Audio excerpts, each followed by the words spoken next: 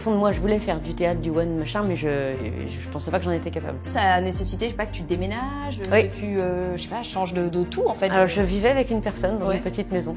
Et j'ai quitté la personne, la maison et les emplois. Il y a eu un moment, t'as fait un burn-out? Oui, j'étais un vrai zombie. Hein. On me posait là, on me disait vas-y joue, je jouais. Et il n'y avait plus personne de commande. Qu'est-ce qui ressort le plus dans les critiques que tu reçois? C'est elle est grosse, elle est vulgaire, ou alors c'est les fringues, ou c'est les cheveux, ou c'est les dents. Enfin, je crois que les gens se rendent pas compte que les artistes lisent vraiment ce qu'il y a écrit, quoi. Je pense que s'ils savaient ce que ça fait, à part les plus cons d'entre eux, ils le feraient pas.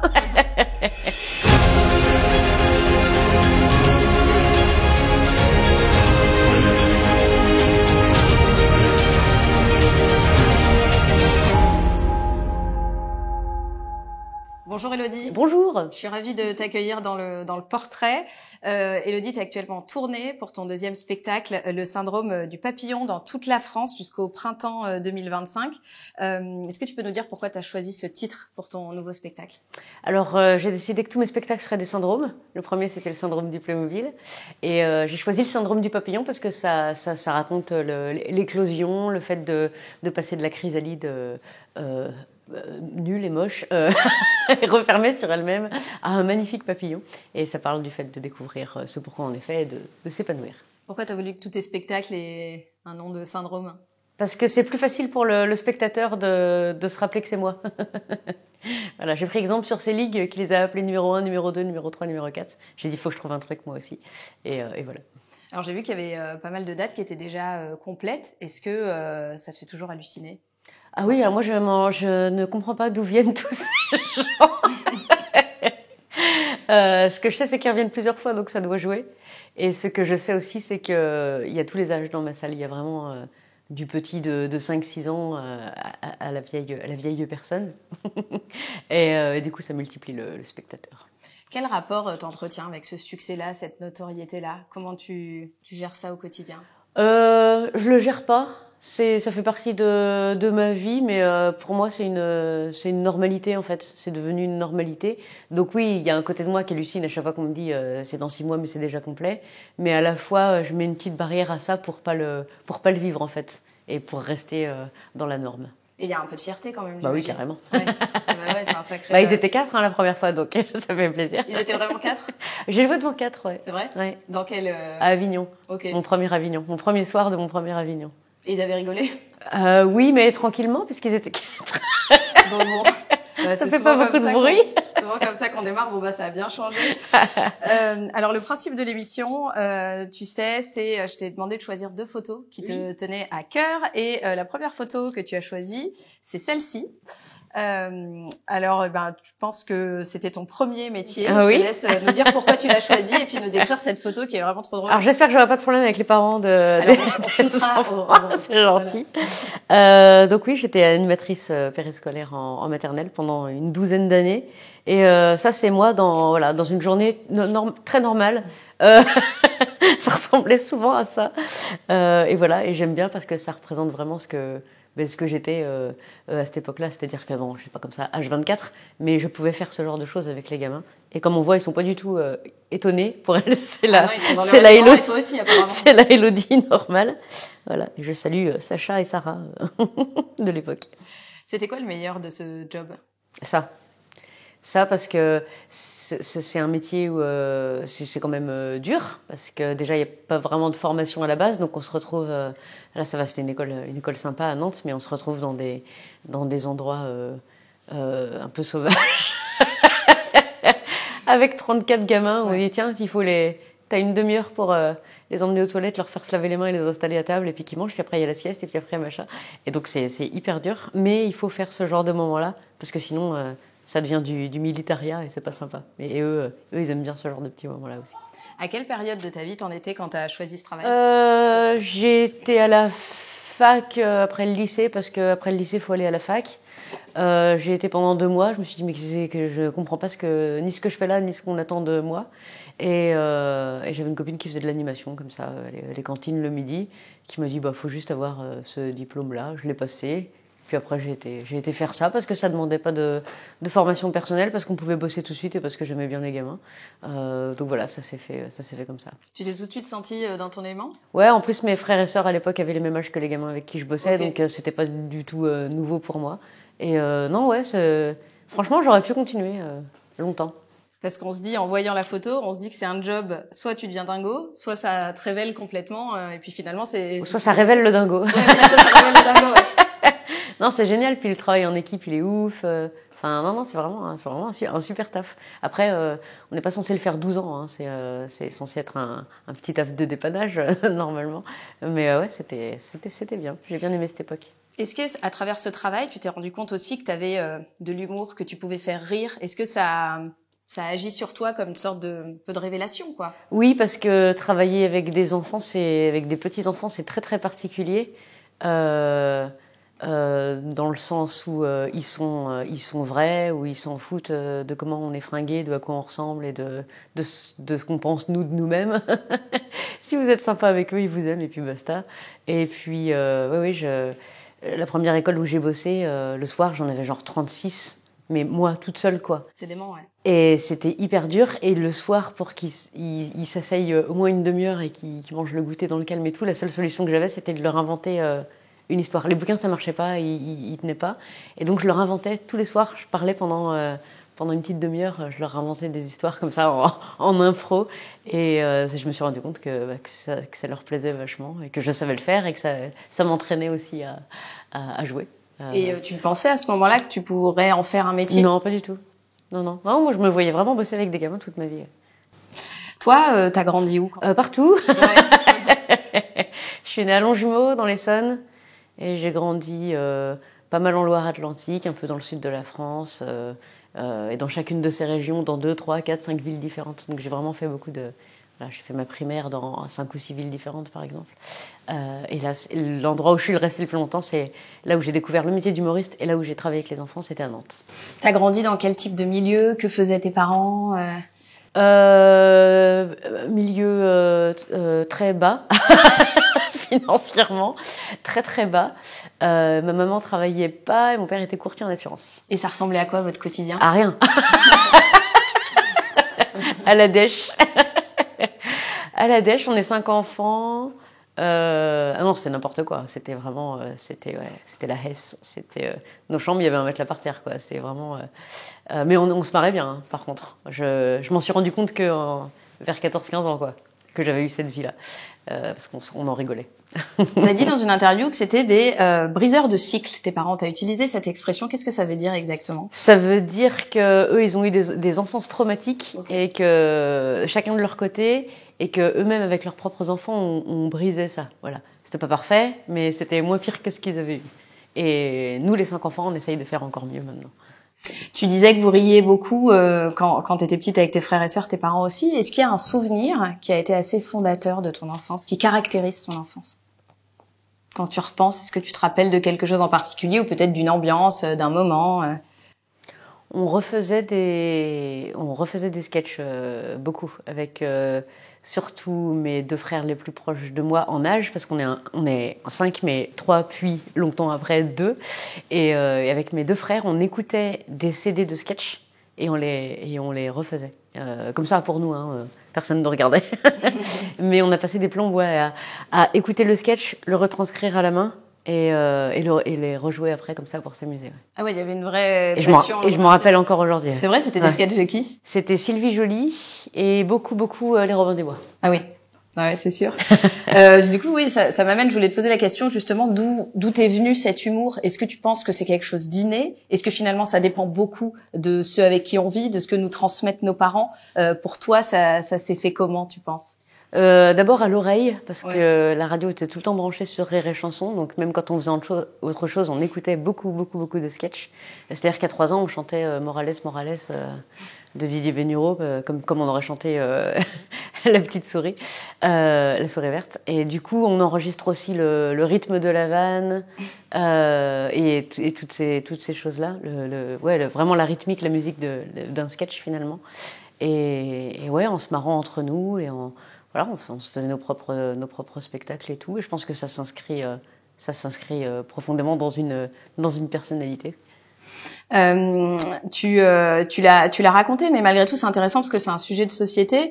Tu disais que petite, tu avais subi pas mal de harcèlement, que c'était pas une période très facile pour toi. Comment tu l'expliques et comment tu le vivais à l'époque? Je croyais que c'était normal parce que finalement toutes les écoles où j'allais c'était tout le temps un peu la même chose. En fait, il faut savoir que l'enfant harcelé se met lui-même ensuite en position de coucou, je suis là, c'est pour moi, hein, je prends, hein, allez-y, je me défendrai pas. Et donc il attire ça par sa posture même physique. Et donc il y a eu 2-3 écoles où c'était mieux, où je sais pas pourquoi, mais j'avais le droit. C'était pas du harcèlement, j'étais pas frappée et tout. C'était plus, d'ailleurs, plus souvent une ignorance totale ou une mise de côté, ce qui est aussi assez violent. Je sais. Alors pourquoi, je sais pas. Je sais juste qu'il y a eu un moment dans ma vie scolaire où j'ai compris ce que c'était que le harcèlement. J'avais mes parents qui m'avaient acheté un t-shirt jaune moutarde avec un chat dessus. Bon, j'ai 11-12 ans. Et j'arrive avec au collège, et j'arrive en dernier dans la classe, donc tout le monde est déjà dans la classe, et tout le monde se fout de la tronche de mon t-shirt, jaune moutarde, machin. Donc j'ai le droit mais vraiment des vannes de 27 élèves, quoi. Et je m'assois et tout, j'en avais vu d'autres, quoi. Et là, la meuf de la classe arrive, et elle a le même t-shirt. Et quand elle rentre dans la classe, il y a un gros blanc, parce qu'en fait, ce t-shirt est tout à fait normal. C'est le fait que moi je sois dedans qui les a fait marrer. Sur elle, il était très bien ce t-shirt. Et donc j'ai compris que c'était pas mes cheveux, c'était pas mon nom, c'était pas mon physique, c'était pas la façon dont je parlais, c'était pas la façon dont je marchais. C'était eux en fait le problème, pas moi. Et que je pourrais porter même du Dior et du Chanel jusqu'à la fin de ma vie et être coiffée et maquillée professionnellement tous les matins, que je prendrais la même chose en fait, puisque c'est leur problème à eux, pas le mien. Et donc à partir de cet événement-là, j'ai eu un déclic. Je me suis dit ah ouais, en fait j'ai rien fait en fait, c'est pas moi. Et donc ça aide à comprendre ce que c'est que le harcèlement. Est-ce qu'à l'époque tu trouvais quand même des relais parmi les enseignants? Est-ce qu'il y a quelqu'un qui te filait un peu un coup de main? Oh, ils s'en foutent, hein, vraiment. Ouais, t'étais un peu isolée dans Ils s'en foutent tellement. Ouais. Non, franchement, sur tous les établissements scolaires que j'ai faits, ils s'en foutent. Ils sont pas là pour gérer ce genre de truc. Le programme est fini à la fin de l'année. Ils sont contents. Parce que moi, l'ayant vu, ayant bossé en maternelle, à la fin de la première semaine de septembre, on le sait, on a vu déjà. Ouais. On a des globes oculaires avec des yeux dedans et une bonne vision, donc on sait. Moi, par contre, je mettais un point d'honneur à ce que personne soit dans cette situation. Ouais, les enfants peuvent être assez cruels. Par contre, en dehors de l'école, colo, centre de loisirs, j'étais comme un coq-en-pâte. J'étais la drôle du groupe que tout le monde aime bien. Qu'est-ce qui changeait? Le milieu scolaire, ça rend les gens cons. À quel moment ça a commencé à aller mieux pour toi, dans ton adolescence, où c'était quand même... mais moi ça allait, hein. Ouais. Moi je fermais le... Non, mais dans ta relation avec les autres, je veux dire... quand j'ai commencé l'animation, où avec mes collègues avaient le même âge que moi, et donc ce sont les premières personnes de mon âge avec qui j'étais bien, en fait. Je savais rien d'eux, ils savaient rien de moi. On arrive, on a le même taf, et puis on a la même chose à faire, et tout va très bien. Et ça t'a aidé à te construire, personnellement, progressivement? Ça a réparé des trucs, ouais. Ouais. De la même manière que si on a eu une enfance particulière, on répare avec nos enfants. Oui. Quand on a une scolarité particulière et qu'on travaille ensuite dans les écoles, on peut réparer et comprendre beaucoup de choses aussi. Tu réparais quoi exactement? Comme je te disais, je laissais pas d'enfants être mis à l'écart, et j'allais chercher aussi l'enfant qui a aucun problème mais qui est sage, et donc on se dit lui ça va, il n'y a pas besoin de s'en occuper, il est sage. Et non, moi je faisais le contraire en fait, et bien sûr tous les gamins un petit peu trop agité du bocal m'adorait, et je finissais avec des groupes assez spéciaux d'enfants, mais j'aimais bien ça. Quand on te voit sur scène, tu es très aligné, ta manière de bouger, ta manière de t'exprimer, de rire, de communiquer avec le public. C'est très joli à voir, et je voulais savoir si ça t'avait pris du temps avant de devenir cette femme-là, cette artiste-là. C'est très cohérent en fait, ça se dégage vachement de toi quand on te regarde. Je pense que j'avais déjà pas mal de choses à l'intérieur quand j'ai commencé. Je pense que ce qui m'a le plus aidé, c'est de tout filmer, ouais, et de tout regarder, de m'obliger à tout regarder. Depuis le début? Ouais. On va dire les 5 premiers soirs où j'ai joué, le soir, je rentrais, je regardais la vidéo tout de suite. Après, j'ai arrêté de le faire le soir même parce que si on laisse pas passer une nuit sur les souvenirs, après on se rappelle de ce qu'on a vu à la caméra et pas de ce qu'on a vécu. Mais le lendemain, j'essayais de toujours tout regarder. Dès que je testais 3 minutes nouvelles, je les filmais, je les regardais. Et donc, j'ai fait cet auto-travail de mise en scène sur moi-même. Au début, tu portais quel jugement sur toi? Moi, je m'aime bien. Hein. Donc ça va, en fait, c'était pas difficile, tout va bien. Mais non, il y a plein de gens qui disent « Ah, je supporte pas de me regarder, machin. » Et ben, c'est plus dur maintenant qu'au début. Maintenant, bon, je crois aussi que je connais tellement par cœur que ça m'amuse plus, mais non, moi, j'aimais bien regarder. Puis moi, ça a marché assez vite tout de suite. Donc, évidemment, si je m'étais pris des gros bides, je les aurais pas regardés. Hein, je suis pas non plus sadomaso. Mais non, moi, j'aime bien, je me fais rire. J'aime bien les moments où on parle de déclic, où on va finalement changer de vie. Est-ce que toi, tu as eu un événement fondateur qui t'a permis de te dire « Ok, c'est ça que je veux faire ». J'ai commencé par le conte, l'art du conte, expression corporelle, un petit atelier du jeudi soir. J'étais la plus jeune, on était 5-6. T'avais quel âge à l'époque? J'avais 25-26 ans. Et je vois ça dans le journal, atelier, art du conte, machin. Et je pensais que c'était pour apprendre à mieux raconter les histoires aux enfants. Parce qu'au fond de moi, je voulais faire du théâtre, du one, machin, mais je pensais pas que j'en étais capable. Et donc, je commence par la petite porte et je m'inscris à ce truc-là, qui est le jeudi soir et tout, et ça devient vite mon soir préféré. Et à la fin de l'année, on présente notre conte à un public, quoi. Et pas un public d'enfants, c'était vraiment des contes, c'est pour les adultes, pour un public adulte. Et donc, il y a une trentaine de personnes, et c'est vraiment sur une scène avec des projos, enfin, vraiment en mode spectacle. Et voilà, il y a des gens, ils vont à l'église, ils se disent je serai prêtre. Moi, j'ai fait ça et j'ai mis 3 semaines à redescendre émotionnellement. Je me suis dit mais je veux le refaire tout de suite, quoi. Je veux pas attendre la fin de l'année prochaine pour refaire ça. Il faut que je revive ce truc le plus vite possible. Et j'ai su que ce serait mon métier ce soir-là, en fait. Qu'est-ce que tu as ressenti clairement? Une excitation, une adrénaline, mais incroyable, quoi. Une adrénaline avant et surtout la redescente après qui est exceptionnelle. Et que maintenant, il me faut un zénith de 5000 pour ressentir à nouveau. Mais ouais, c'est une drogue, tout simplement. Et voilà. Inventer un truc, le dire et que ça se marre en face, je me suis dit, mais je veux faire ça toute ma vie, quoi. Et alors, à quel moment tu changes des choses dans ta vie? À quel moment tu le fais? Alors, j'ai fait cet atelier d'art du conte pendant quelques années. Et ensuite, c'est la prof elle-même qui m'a dit, faut que tu changes d'activité parce que t'as fait le tour. Et je me suis inscrite à la compagnie Café Théâtre à Nantes. Et là, j'ai appris vraiment le Café Théâtre, les sketchs, etc. Et voilà, j'ai fait 1 an. Et puis ensuite, j'ai vite eu un spectacle d'1 heure, puisque à force d'écrire des choses, les tester. Et j'ai gagné un concours qui me donnait le droit à une résidence pour construire un spectacle autour de tous ces petits sketchs qui n'avaient rien à voir les uns avec les autres que j'avais. Et j'ai eu un spectacle. Alors, je jouais, puis le lendemain, je retournais bosser à l'école. Et puis je jouais, puis je retournais bosser à l'école. Mais on peut pas faire ça. Et un jour, voilà, j'ai écrit 2 lettres de démission pour mes 2 emplois respectifs. Je les ai foutus dans la boîte aux lettres et je suis montée m'installer à Paris. Ta famille, ils ont porté quel regard sur la carrière dans laquelle tu te lançais? Chez nous, c'est vas-y, fais. Ouais, ceci dit, c'est pas plus mal, non? Tout va bien, oui. Donc non, c'était content. C'était confortable pour toi, je veux dire, qu'on te laisse faire, qu'on t'encourage. De toute façon, j'ai rien demandé à personne. Hein. Ouais. Oui, parce que parfois on peut chercher l'approbation ou. Ah non. Toi, tu savais que c'était ça et t'avais pas besoin de plus d'encouragement. Mais alors, est-ce que ça a nécessité, je sais pas, que tu déménages, que tu, je sais pas, changes de tout en fait? Alors, je vivais avec une personne dans une petite maison et j'avais ces 2 emplois. Et j'ai quitté la personne, la maison et les emplois. Et t'es allée à Paris? À Paris. Ok. Ouais. Et sans te retourner, je veux dire, c'était ce qu'il fallait faire. Ouais. Okay. Ouais. J'ai encore la photo, je suis sur le quai de la gare avec ma baloche. Sérieux? Ouais. Arrive donc ton premier spectacle, le syndrome du Playmobil. Quand tu montes ce spectacle, que tu commences à mettre des dates en vente, que ça se remplit, que les gens viennent, qu'est-ce que tu ressens?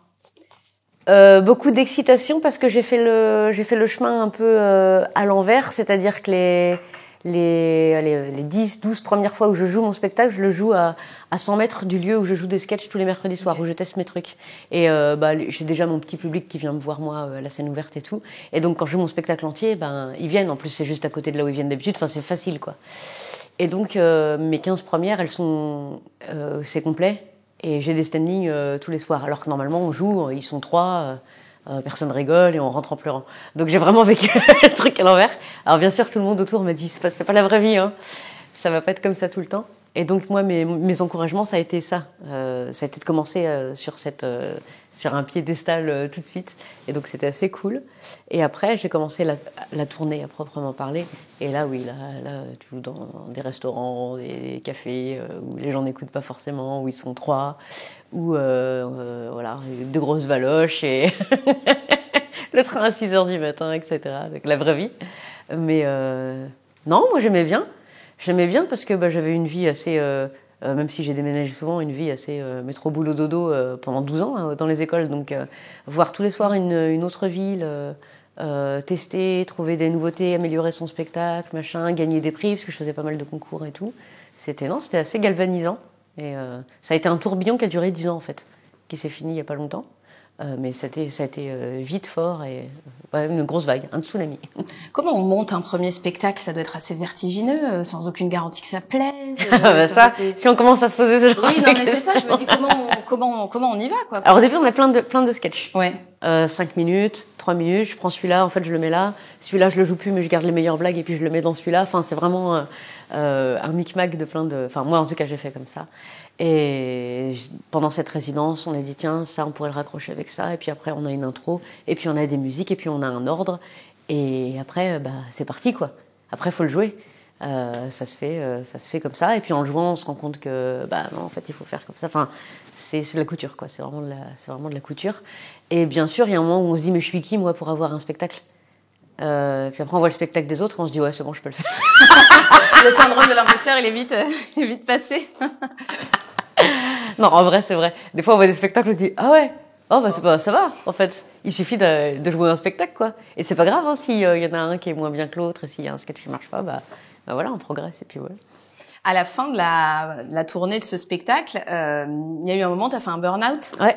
Comment tu l'as senti venir et comment ça s'est... Je te pose la question parce que ça concerne énormément de personnes et pas forcément dans le milieu artistique connu, etc. Et du coup, comment tu l'as senti venir? Alors, le problème du burn-out, c'est qu'on le sent pas venir, ouais. Justement. On se croit juste qu'on est fatigué et en plus, on croit que c'est normal parce que ce métier est fatigant. Parce que au moment où je l'ai fait, je tournais mes 2 spectacles en même temps.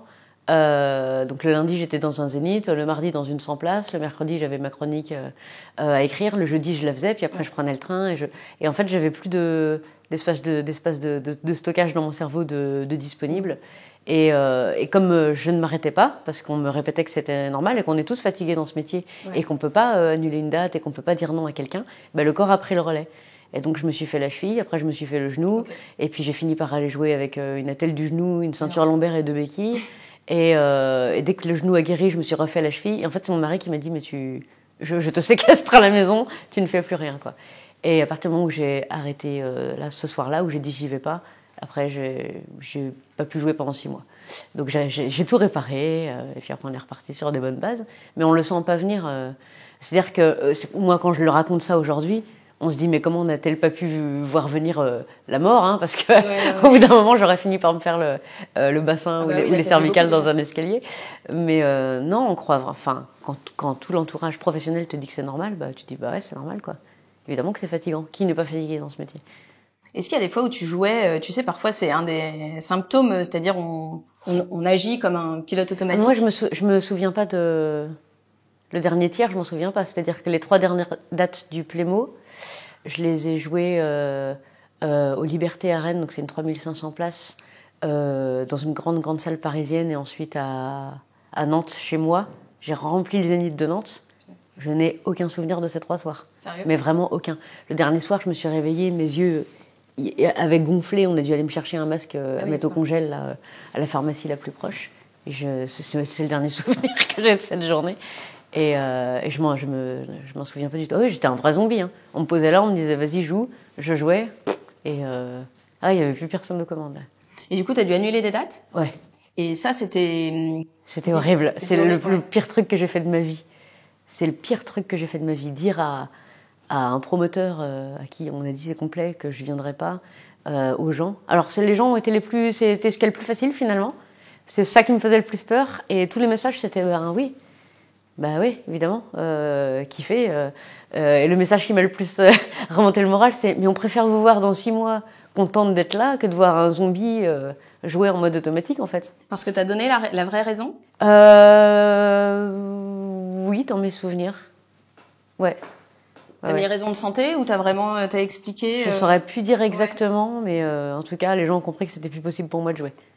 Et voilà. Et maintenant que je sais qu'on peut annuler, c'est plus facile en fait. C'est-à-dire qu'il y a pas très longtemps, j'ai eu une infection pulmonaire et à 17h, alors que le spectacle était bientôt là, j'ai dit mais j'arrive même pas à monter les 3 marches de l'escalier jusqu'à la loge sans mourir en fait, donc évidemment que je peux pas jouer. Et ben avant j'aurais joué quand même. Comment je sais pas, mais j'aurais joué quand même. Et maintenant que j'ai découvert qu'il valait mieux annuler et revenir 3 mois après en pleine forme, c'est ce que je fais. C'est toujours aussi horrible d'annuler, hein. Ouais. De dire à des gens qu'on attend, des fois ils les achètent depuis 1 an et demi les billets, on leur dit bah non, pas ce soir. Mais je pense que le spectateur sait que si l'artiste vient pas, c'est vraiment qu'il y a un gros souci quoi. Personne n'annule comme ça de gaieté de cœur. Alors, t'as commencé à parler de lui. Ça m'amène à la deuxième photo que t'as choisie. Le marais. Le mari. C'est mon marais. Voilà. Donc, raconte-nous un peu. Vous avez l'air très complice. On voit qu'il y a vraiment, voilà, du lien, quoi. Qu'est-ce que vous voulez savoir? Ah bah tout. Sur mon marais. Tout, le geste, le mari, tout. Pourquoi t'as choisi cette photo? Alors c'est lui qui a repris la production du spectacle après mon burn-out. Okay. Je me suis séparée de mon ancien producteur. Et c'est lui qui a tout repris, alors que c'est pas du tout son métier. Il est comédien comme moi, et donc il m'a un petit peu sorti la tête de l'eau. Et ça, c'est le festival de Montreux. Les festivals qu'on fait ensemble, je les présente et lui il les met en scène. Okay. Et donc on les écrit, on les crée en même temps, et on fait tout jusqu'au costume. Super. C'est-à-dire qu'on fait vraiment tout de A à Z. Ça, c'était la première fois qu'on faisait quelque chose d'aussi gros. Donc Montreux, c'est le Graal hein, dans l'humour. Et ça, c'est à la fin des représentations. Et c'est un travail acharné de 9 mois, en fait. Ouais. Je pense que personne ne peut se rendre compte en regardant un gala à quel point c'est une vie de travail, en fait. Et là, à ce moment-là de la photo, la dernière représentation est passée. Elle s'est super bien passée. Le directeur nous-mêmes nous a dit c'est un des plus beaux galas qu'on ait eu. Enfin, on est vraiment là, on est sur un nuage et on décide, bien sûr, qu'on en fera beaucoup d'autres, des galas. Mais ouais, c'est vraiment un très, très beau moment dans nos vies à nous. Vous êtes beaucoup d'artistes et chez les humoristes aussi beaucoup à un moment donné renoncer à une certaine forme de production et à tout centraliser en famille ou avec un entourage très proche. Ouais. Comment ça s'est fait pour toi? Pourquoi t'as fait ce choix avec ton mari? On était en mode survie à ce moment-là. C'est-à-dire? Il fallait que je reprenne. Je savais pas comment. Je savais pas. Tout ce que je savais, c'est que je voulais plus travailler avec les mêmes gens avec qui j'étais. Et donc, lui, il est autodidacte dans beaucoup de choses. Vous savez, c'est le genre de gens qui disent j'ai envie de jouer de la guitare et qui 3 semaines après vous sort un truc, voilà. Donc il l'a fait. Mon webmaster, c'est mon beau-frère. Ma comptable, c'est ma belle-sœur. Ma nounou, c'est ma belle-mère. Ce sont les personnes qui ont le plus intérêt à ce que vous alliez bien. Voilà. Qui vont pas essayer de s'enrichir sur votre dos, qui vous connaissent, qui savent que quand vous dites je suis fatigué, c'est que vous êtes fatigué. Et voilà, c'est ce qu'il y a de plus sain. Et puis, comme on voit pas nos familles dans ce métier, au moins comme ça, on les voit, même autour d'un bilan comptable. Comment vous vous êtes rencontrés avec Michel? Sur scène, et un soir où on n'avait rien à faire là, ni l'un ni l'autre. C'est-à-dire que moi, il y avait déjà... donc il est belge, et j'ai joué à Liège. À Bruxelles d'ailleurs, pardon. À Bruxelles, et ils avaient déjà un français. Normalement, ils prenaient qu'un français par soir, mais la programmatrice m'avait vu la veille. Elle me dit, il faut absolument que tu viennes, parce qu'on n'était pas loin de la Belgique. Donc je suis venue, et lui, il s'ennuyait ce soir-là, et il a demandé si par hasard il pouvait venir jouer. La nana a dit oui, et on s'est rencontrés ce soir-là. Super. Coup de foudre. Coup de foudre, vraiment? Ouais, réciproque en plus. Oui, c'est mieux. Aujourd'hui, quel rôle il joue dans ta carrière? Il est là dans tout ce que je fais. À part dans Scène de ménage, et encore il était là dans les négociations à la rencontre, mais on échange sur tout. Moi aussi dans l'autre sens sur ses projets à lui personnels, parfois on peut parler de ses relations sociales et professionnelles avec les autres gens. Donc on est vraiment un binôme dans tous les aspects de notre vie. Alors vous êtes parent d'une petite fille qui a 4 ans. Comment vous arrivez à gérer vos carrières, les déplacements, la petite au milieu de tout ça? Surtout qu'elle n'est pas scolarisée en plus, donc elle est vraiment tout le temps là. On a une super nounou On a une super belle-mère qui vient ou qui la prend chez elle en Belgique, histoire de faire des stages de normalité pour ma fille. Et on fait comme on peut. Hein. C'est-à-dire que l'année dernière, on a la personne qui la gardait était malade. La grand-mère était malade aussi. C'est vraiment au jour le jour. Je l'ai emmenée sur des interviews, même mon propre attaché de presse a gardé ma fille pendant une interview. Je l'ai emmenée en tournée. On s'est débrouillé comme ça. Parce que de toute façon, on ne fait pas des enfants pour les mettre en pensionnat à 4 ans. Mais non, on vit comme ça. En fait, je crois qu'on ne considère pas qu'on l'élève, on considère qu'on vit ensemble tous les trois et qu'on fait comme on peut. Tu dis que ta fille n'est pas scolarisée. Pourquoi tu as fait ce choix avec ton mari ? Premièrement, parce que si on la scolarisait, on la verrait le lundi à 8h et le vendredi à 17h30 pour lui dire d'aller se coucher et de dîner. Donc c'est pas la vie c'est pas la vie dont on a envie. Et puis parce que je ne me reconnais pas moi en tant que maman dans ce que propose l'école aujourd'hui. Alors moi je suis plus dans les écoles alternatives, mais pareil on n'est jamais là, donc faudrait qu'ils acceptent que la gamine aille à l'école le mardi de 8 à 9 et le jeudi de 10 à 12, ce qui est pas possible. Donc pour l'instant, on la garde avec nous. Ça lui convient tout à fait, elle n'a pas du tout envie d'aller à l'école. Est-ce que tu penses que tu la protèges un peu de ce que toi, tu peux avoir vécu Je la protège de la vie. Hein. Ouais. Cette vie est trop dure. Franchement, j'ai des amis qui ont des enfants du même âge, et en dehors de tout ce que j'ai pu voir, moi, dans les écoles, parce que je ne veux pas effrayer les gens, dire à un enfant de 2 ans et demi, la fête est finie, on va te réveiller en plein milieu de ton cycle de sommeil pour te faire boire un bib vite fait, t'habiller dans des vêtements que t'as pas choisis et te laisser pendant 8 heures avec quelqu'un que t'as pas choisi non plus dans un groupe de 24 qui pleure et qui se fait pipi dessus. Et puis le soir, si t'as de la chance, on vient te chercher à 4 heures et puis sinon c'est 18h30 puis tu te couches. Puis le mercredi, tu vas au centre de loisirs, les vacances aussi, et vivement la fin de l'année pour qu'on se rappelle comment tu t'appelles. J'ai pas vraiment envie de ça. Voilà. Je trouve que là, même à 4 ans, elle serait même pas encore prête à vivre ça. C'est trop dur, c'est horrible ce qu'on fait à nos enfants. Élodie, donc dans ton spectacle qui est en tournée actuellement, Le syndrome du papillon, tu consacres une bonne partie à ces personnes qui te critiquent sur les réseaux sociaux, les haters. Alors il y a ces critiques-là maintenant qui viennent de toutes parts, mais toi, quel rapport t'entretiens avec la critique ? Est-ce que tu te souviens de critiques assassines que tu as pu avoir ou de réflexions qui t'ont blessée ? Alors, faut savoir que quand on débute, déjà on lit toutes les critiques parce que elles sont utiles. Si par exemple ça fait 5 critiques qui vous disent que ce moment-là du spectacle il est un peu plus plat, on se dit ok, j'écoute le spectateur et je vais faire quelque chose. Donc on lit tout avec ce recul-là. Quand c'était juste tiens, ce moment du spectacle est un peu moins machin, c'est quelque chose d'assez constructif, surtout si ça fait 6 fois que les gens disent la même chose. Par contre, c'est pas drôle, c'est nul, c'est à chier, elle est trop grosse. Il y a rien de constructif là-dedans. Et les premières, elles sont hardcore quoi. Et surtout si vous avez le malheur comme moi de les lire 1 heure avant de monter sur scène, le spectacle on subit son spectacle. Vraiment c'est horrible. Je crois que les gens se rendent pas compte que les artistes lisent vraiment ce qui est écrit quoi. Je pense que s'ils savaient ce que ça fait, à part les plus cons d'entre eux, ils le feraient pas. Ça t'est arrivé de lire une critique et d'aller jouer direct après ? Ah oui, c'est comme ça que j'ai su qu'il faut pas les lire juste avant d'aller. D'ailleurs, il faut pas les lire. À partir du moment où le spectacle est rodé et où ça va, faut arrêter d'aller lire ça. Les premières, elles sont. Vous demandez à n'importe quel humoriste, c'est quoi les premières critiques qui t'ont blessé, il les connaît encore par cœur, même si c'était il y a 20 ans. Et toi ? Moi, la pire, c'était elle parle beaucoup, elle parle surtout d'elle. Et quand on sort de la salle, on ressort comme elle est à la porte, on se force à sourire avec un sourire forcé. Oui, c'est ça, comme les Playmobil.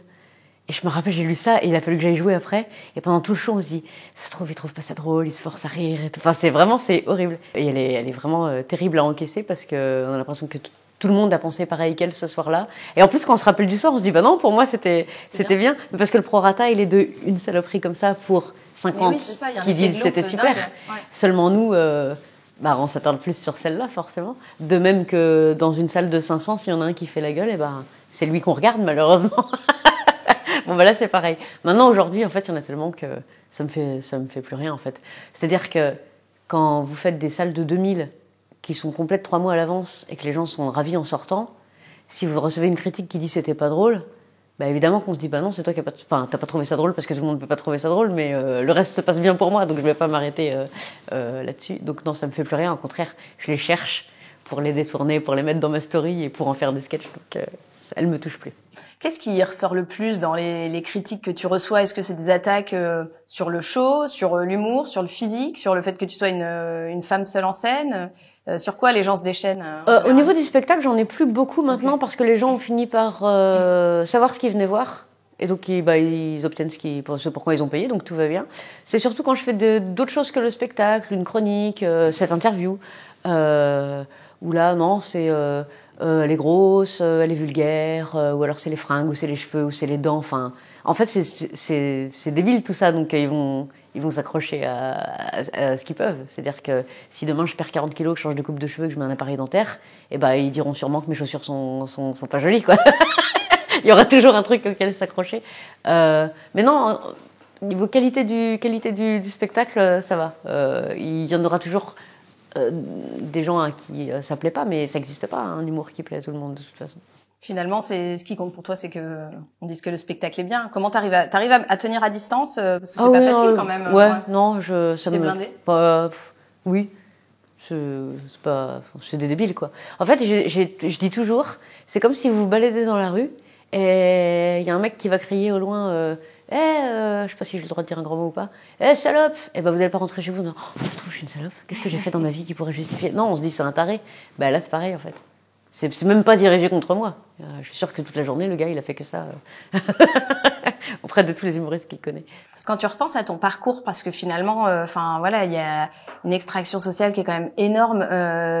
Pour arriver jusqu'à là, c'est quand même fou. Qu'est-ce que tu te dis quand tu repenses à toutes ces années et puis là où t'en es aujourd'hui? Que si on m'avait dit ce serait quoi ma vie aujourd'hui, je l'aurais peut-être pas cru. Ouais.